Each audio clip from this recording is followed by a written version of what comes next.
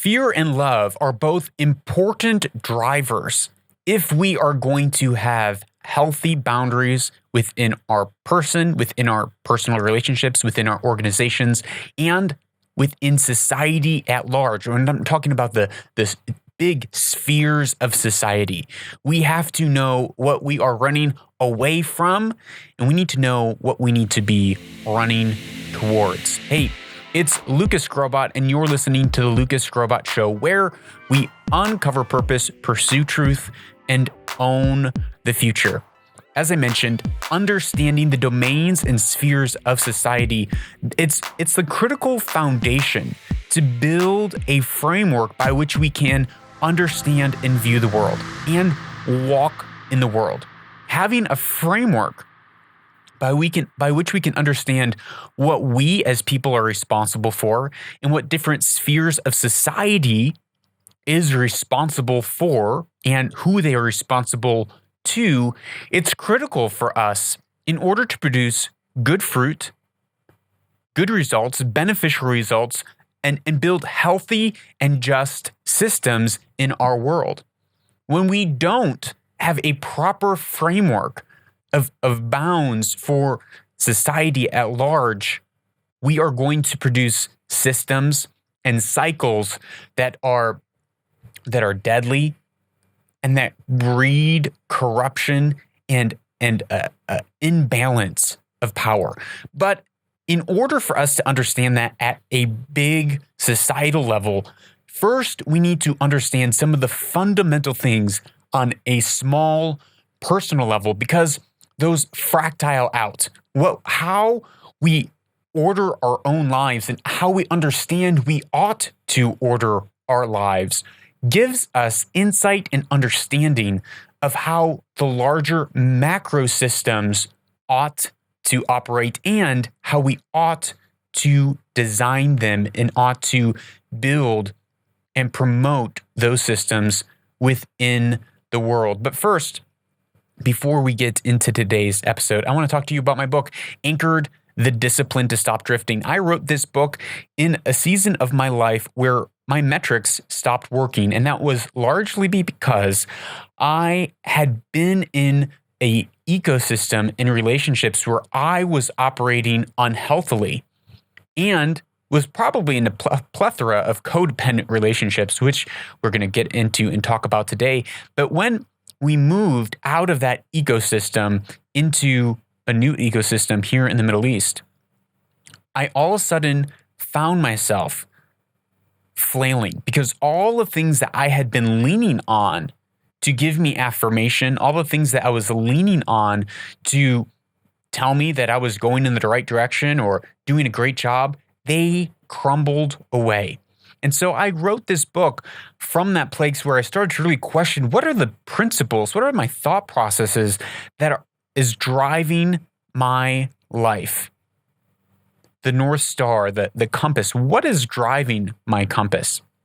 And so I wrote this book, which is full of stories, principles, scientific studies to help me reframe my world. And one of the things that I talk about in this book is how if we want to make a real impact, we are better off, rather than trying really hard to fill stadiums and reach millions and millions and millions of people, if we were to focus small on the ones and twos around us, those who are in our domain of influence, those who are in our sphere of influence, and we impact them in a deep way, that will have cascading effects that will last for generations if we really want to make an impact on the world.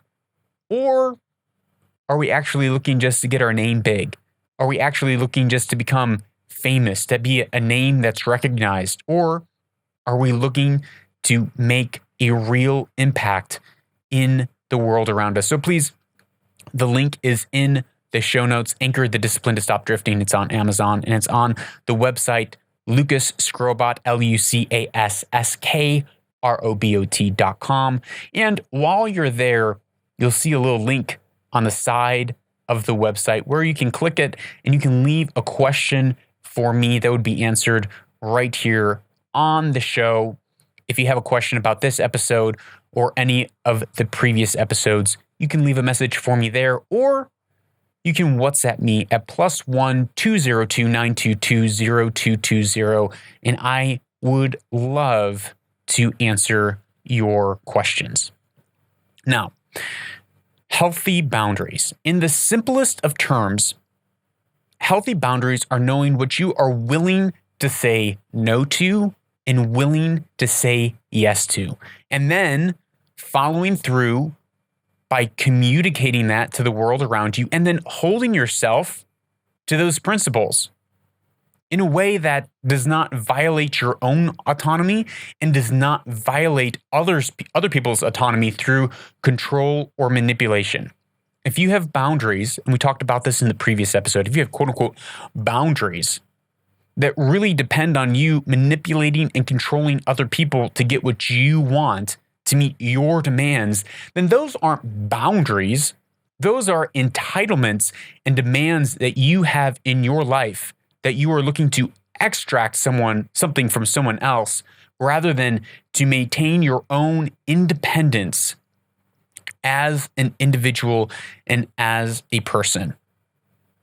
So today, we are going to talk about how to do that. We're going to talk about some of the leading frameworks that we can view our personhood, that we can view what we need to run away from, the things that we need to say no to, and what we need to say yes to, and what we need to run towards on a personal level.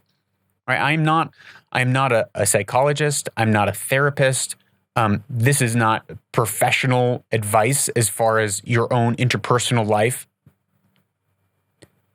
So we're not going to be able to dive into the nitty-gritty details of every possible situation. If you're finding yourself having problems with boundaries, I would suggest the book Boundaries by Cloud, Dr. Cloud.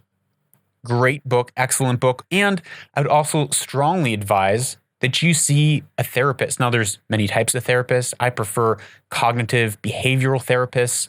I just love the framework that they operate out of.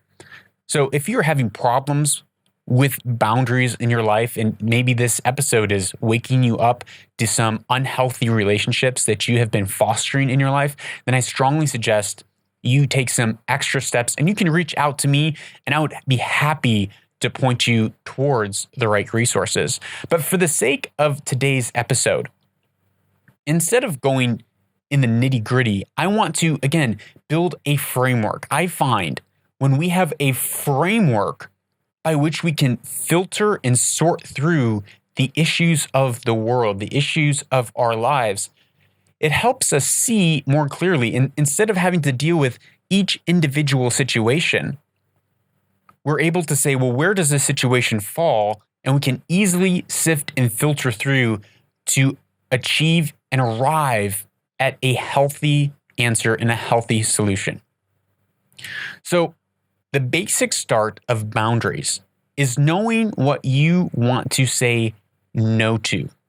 Not merely what you don't want others to do to you, but what you don't want to do within your own life. Now, it is far easier, in my opinion, to know what we want to say no to rather than knowing what we want to say yes to. It starts by saying no, because there are millions and billions of decisions and pathways that we can choose in life, and each one has its own destination. Not all paths lead to Rome. Hate to break it to you. Not all paths lead to Rome. There's all these choices that we can make. By starting off by saying, okay, I don't want any of these, and we're just crossing off massive areas of choices, that actually begins to bring a ton of freedom, right? The boundary lines have fallen for us. Boundary lines fall for us in pleasant places. That means when we set up boundary lines in our life, healthy boundaries, we actually find joy. We actually find freedom. It breaks anxiety because we're no longer in this valley of decision day in, day out, wondering what choices we might randomly make today. When we wake up and we know that we've already decided the path of life that we are on, it relieves us from so much anxiety. So what are you going to say no to? A really easy example of this is marriage. When you're getting married to someone, you are saying yes to one individual, and that's very hard to do, right? There's 3.5 billion people of the opposite gender that you could possibly say yes to. So you have to find the one to say no to. So you have to find the one to say yes to, but then in that, you also realize that you are saying no to every other option in the world. You're saying no to 3.5 billion choices and saying yes to one choice and committing to one choice. And as we do this, it eases the anxiety in our lives. As I said, boundary lines fall for us in pleasant places. With our kids, we do this all the time. We find with our children, we have 4 boys, and we find when we have not set clear boundaries and clear expectations for our children, we find that they are unhappy, they are more agitated, they easily break down. When we find ourselves in a new situation where the boundary lines aren't clear, where we haven't clearly communicated what's expected of them, what to say yes to and what to say no to, we find that they are much less happy. But when we have made it clear, this is how we do behave, this is how we don't behave, this is how we will act in this situation, this is how we won't act, they have so much joy in knowing their boundaries, and those boundaries actually give them freedom, knowing how to behave, knowing what they can and cannot do gives them so much freedom. Back to the marriage example. When I talk to people in their young 20s, oftentimes I see that they are riddled with such anxiety over who they are going to marry in life. And they're plagued with this question because they have so many options that are out there, and they're wondering, well, who's it going to be? How am I going to sort this out? Who's the one person for me? And so that's not to say that that person should rush that decision. I think that is probably one of the most important decisions in your life, the person that you decide to marry. It's so important. It is so important who you decide to marry because it will drastically affect the rest of your life. Even I hope you don't, but even if you end up getting a divorce years down the road, you are still attached to that person in a very significant way, and it'll have a huge impact. So it's not a decision that we want to rush, but I have just noticed that once someone makes a commitment to that individual, all of a sudden the options of the world close, and actually a lane of opportunity and a lane of being able to dream and move forward in the world opens up, and that gives so much freedom. Boundaries in our life, knowing what we'll say no to, gives us freedom. And I'm all about freedom, which we're going to hear about more in this episode and the next episode. But the way that I view the world, the framework that I view it in, is thinking, I think individuals should have they have the agency, but they should be given the autonomy to act with the God-given freedom that they have, that they should be able to act in the world freely, without control, without manipulation, without someone else telling them what they should do. Now, I'm not a full-on libertarian who thinks that anyone should be able to do anything that they want. I think there needs to be laws, but within the bounds of those laws, I am so pro-freedom. And that is the framework that we're going to be seeing fleshed out, not only in this episode, but in the episode to come. But in order for us to actually have real freedom is not having the plethora of choices and many options, that actually does not bring freedom.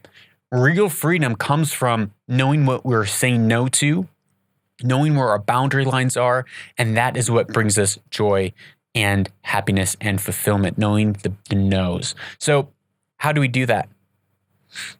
Boundaries, in many ways, as I said, is knowing what will harm us in the long run and knowing what will help us in the long run. So what are the harmful activities and what are the helpful activities?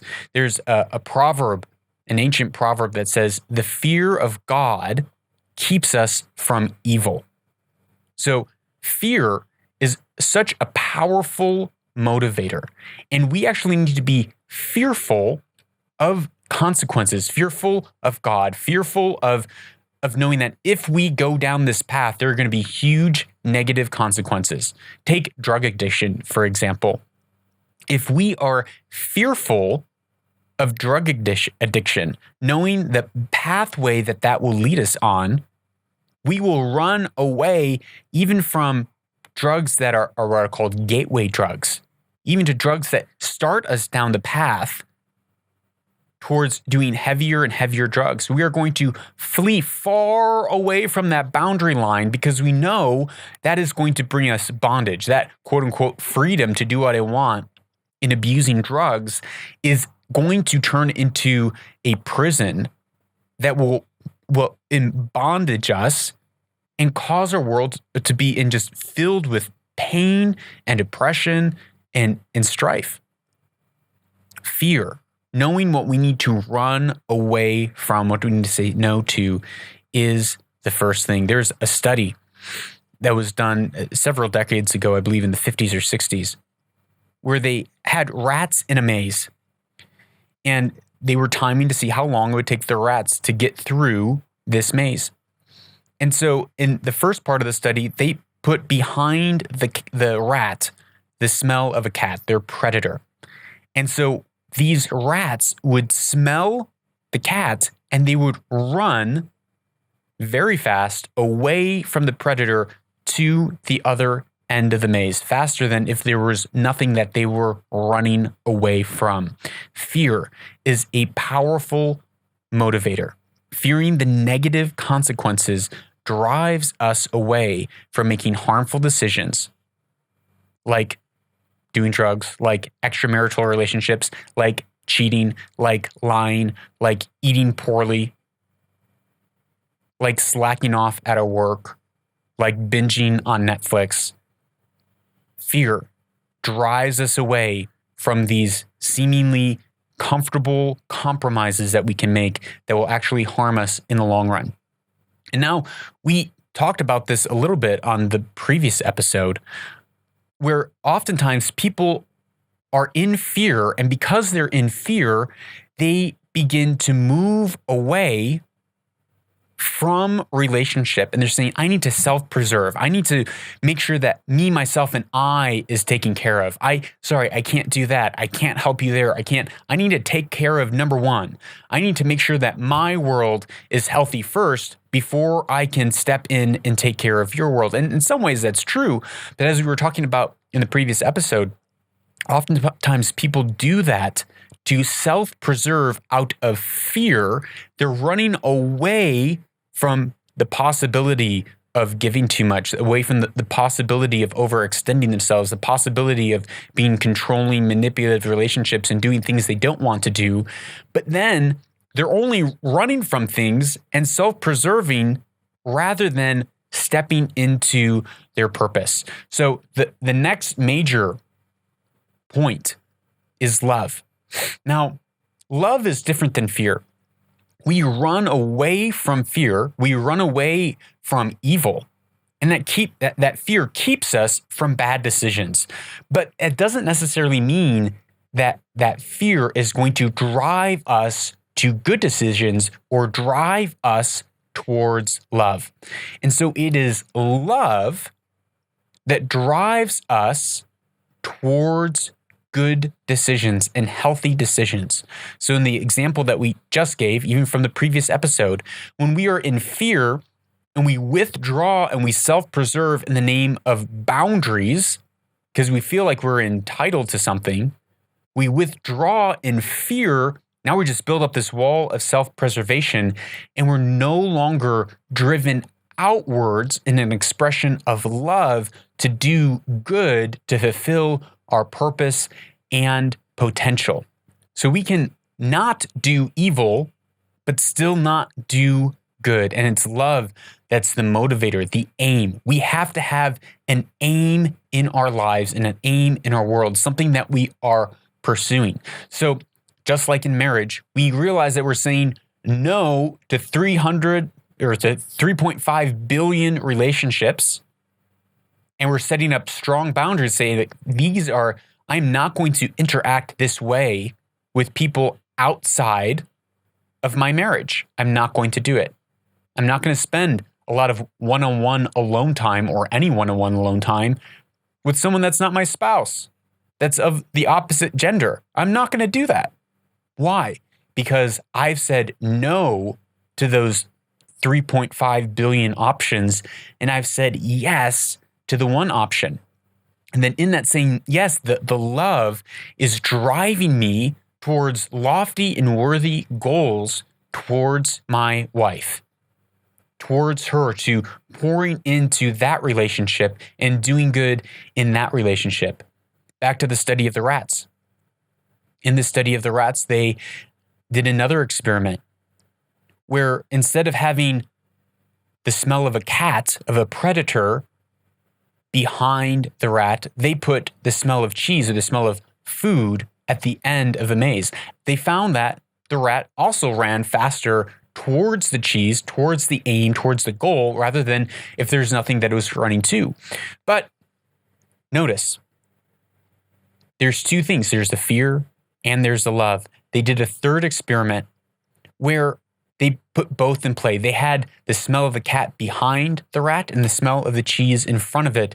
And the rat ran the fastest in that experiment, which shows that we need both the fear of negative consequences. The fear of the Lord keeps us from evil, right? The fear of God, being afraid of negative consequences, will keep us from doing evil. But the aim and the desire for love to do good will drive us towards positive action. And both are needed in order for us to stay outside of toxic relationships and toxic situations with unhealthy boundaries. Because imagine, as I said, we've been talking about what happens when we have fear, but we don't have love. Well, we self-preserve and we isolate because it's all self-love, which is all narcissistic and fear-based, and we're all self-focused. But the way that we walk into purpose is by being other-focused. Because everything that we do, if we wanted to have purpose, it has to interact with other people around us. So when our aim is rooted in fear, we fall into self-preservation. But when we flip that around and we don't have any fear, but we're just trying to be driven by love and we don't know what we're saying no to, then we fall into other toxic relationships where we find ourselves in codependent relationships saying yes to everything, where we're saying yes to everything because we want to be loving, we want to be good, but we're not aware that we're actually compromising and we're running towards evil. So love drives us to give to other people. And when we have self-focused love, as I said, we become narcissistic, we shrink back, we self-preserve, and we fall into a poverty mentality that I don't have enough to give. We fall into fear. We fall into fear, feeling like if I give, then I'm going to have this lack. But it's better to give than it is to receive. And setting up boundaries is more about saying what and how and who we want to give our energies towards, rather than saying how we need to protect ourselves. So think of boundaries, it's more of where am I channeling my energy, not how am I protecting myself. Where are we channeling our energy, not how are we protecting ourselves. We talk about seeking truth on this podcast. We talk about uncovering our purpose on this podcast. And boundaries are an important part of understanding truth, understanding how do we view the world and how do we walk out in the world. The truth is more than a set of facts, more than a set of scientific understandings or moral compasses or discoveries or principles. But truth is something that we have to walk out, that we have to live out. It's action that we take, that we have to walk in. Now, purpose always intersects with other people. If you think of wanting to have a life that's full of purpose, we talked about in a previous episode with Dr. Egnor of teleos or the study of purpose. And in order for something to have purpose, it has to be about something. And something can only be about something when we ascribe meaning and value to that object. So a rock sitting in the middle of a forest is just a rock. It's not about anything. But the moment that we say, well, that is good for sitting, now it is about something. It has this aboutness to it. It has teleos or purpose to it. And that takes someone ascribing value to that object. Now, as individuals, we have value, but we also want to act in a way that is valuable and meaningful to other people. And that's where we find that overlap of purpose. So if you think about music, if you think, well, my purpose is to create good music that other people enjoy. Well, it's other people need to enjoy it. If it's art, if it's architecture, if it's making a good cup of coffee for someone, that has to intersect with other people. So our purpose in the earth is how are we blessing and affecting other people around us? How are we giving something of value to other people around us? That requires that being driven by love out of our self-preservation shell into giving something to other people.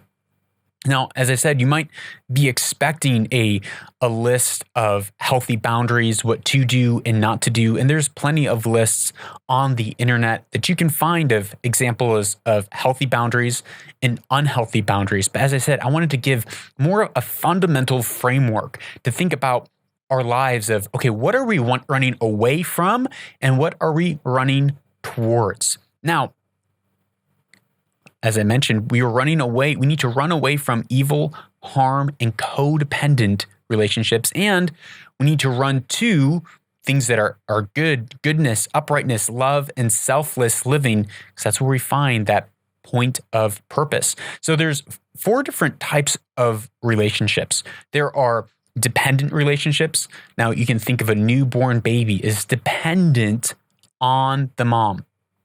There are independent relationships. There's people who are completely self-sufficient, where they don't need anything from anyone else.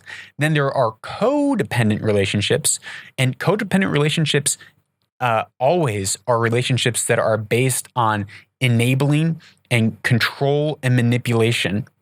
And we're about to talk about that in just a moment. And then there's interdependent relationships. And in interdependent relationships, both parties are independent, and then they choose through mutual giving and service to lean on one another, but they don't need to.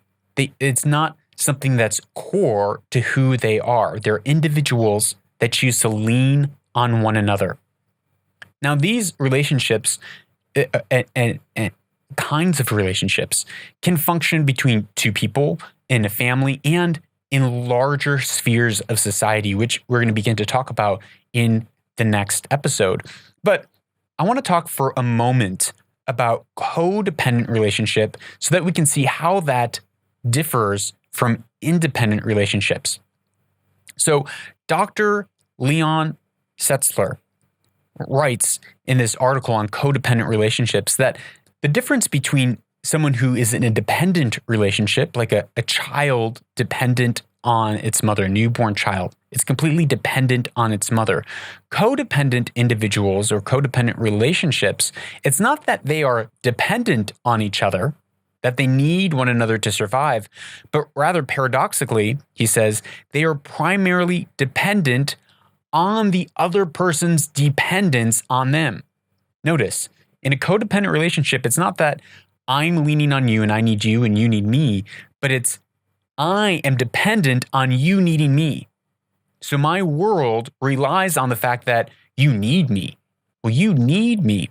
This is where we see enabling relationships, where one person is the powerless victim, and there's someone that comes in and enables, whether it's a drug addiction or an anger problem. There's one person who is enabling the other person's bad behavior or unhealthy, toxic behavior, and then they enter in this manipulative, connected cycle in a relationship that is just terribly toxic and unhealthy. Dr. Setzler continues, and he writes, "For, as defined psychologically, codependence is clearly maladaptive and dysfunctional. It may have a certain mutuality to it, but it is negatively symbiotic in a way interdependence is not. Having dependency needs isn't by itself unhealthy. We all have dependency needs. We all have areas in our life we're dependent on other people, so that's not unhealthy. In an interdependent relationship, however, each party is able to comfortably rely on the other for help, understanding, and support. It's a value-added kind of thing. The relationship contributes to both individual resilience, resourcefulness, and inner strength. All at the same time, each party remains self-sufficient and self-determining. They maintain a clear identity apart from the relationship and are quite able to stand on their own 2 feet. So an interdependent relationship is where two individuals are independent, resilient, resourceful, have their own inner strength, but they recognize that they are dependent on one another for certain things. On the contrary, he writes, a codependent union is where one or both parties are over-dependent on each other. It is a relationship in which two individuals lean so heavily on one another that both of them are left off balance. In their desperate trying to get core dependency needs met, their true identities are distorted and their developmental and potential, socially, personally, and professionally, is stifled. The relationship is reciprocal only in that it's enabling both of them to avoid confronting their worst fears and self-doubts. As opposed to healthy dependency, defined here as interdependence, the codependent individual in such a relationship needs to be needed. Codependence needs to be needed if they're to feel okay about themselves. They simply can't feel this way unless they are giving themselves up or sacrificing themselves for their partner. Sadly, without being dependent upon, sometimes virtually as a lifeline, they feel alone, inadequate, insecure, and unworthy. So what the doctor here is saying is that in codependent relationships, both parties need to be needed. It's not that they need someone else, but they need someone else to need them. Their entire identity and purpose is wrapped up in someone else needing them, rather than them saying, I'm an individual. I don't need anyone to need me. I need things from other people. I'm not fully independent. None of us are. None of us are really islands unto ourselves. We all need to interact with people in relationships. But it's in interdependent relationships, we are mutually submitting. We're saying, I'm a resilient individual, but I recognize I have a responsibility to you and you have a responsibility to me. And we're figuring out where we can give to one another and where we can maintain our autonomy. But we're not in the place of saying, I need you to need me for me to feel like I am a worthy and whole individual. A number of years ago, me and a business partner were working to enter into a working business relationship. And as it turns out, it was quite an unhealthy, codependent relationship. And now, as we were trying to broker this deal and how we would work together on this venture, I began to seek some advice, trying to figure out, okay, we're not really lining up on some of our vision. How can we make this work? And so I came to my business partner and I said, look, there are some things that we just can't work on. Our visions are just too different, but here are the places that we can work together, and here are the places that we can't work together.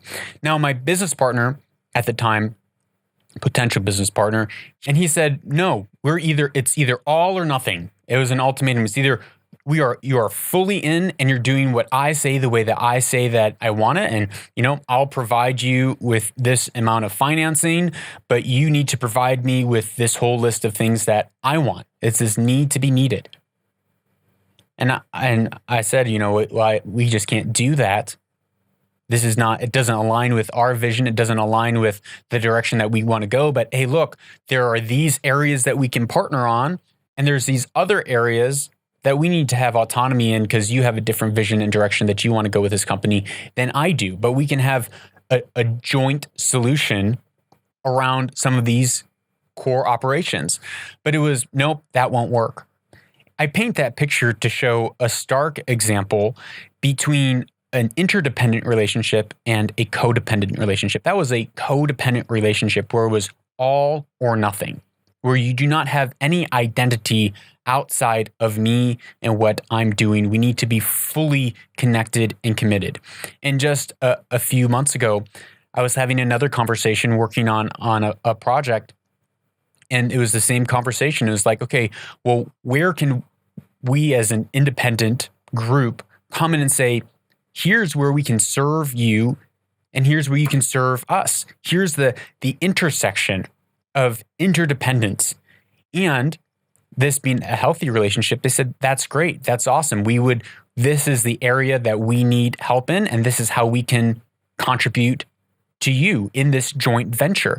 And so when you think about the differences between codependent and interdependent in the realm of boundaries in your personal life, in your relationships, whether it's with friends, whether it's with your spouse, or whether it's with your children, what you need to think and what you need to say is, okay, how can I become an independent individual, a strong, resilient person that runs away from evil, that runs away from things that are going to be ultimately destructive in my life, but I'm not running away to self-preserve in a shell. I am then being driven by love, to purpose, to do good in the world that helps other people, because our purpose is found in helping other people. We have to give in order for us to walk in the purposes that we are to fulfill in this lifetime. So as we do that and we're stepping out, we're saying, okay, where can I serve without needing to be needed and without someone else demanding that I'm fully reliant on them? And then how can someone else be responsible to me, not for me, in the like manner? Because we all have areas of dependency in our life.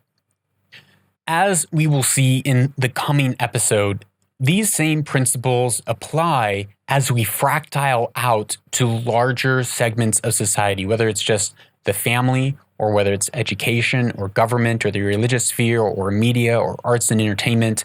As we move into the other spheres of society, we will begin to see that there are specific things that each sphere should run away from, and there's certain things that need to run towards.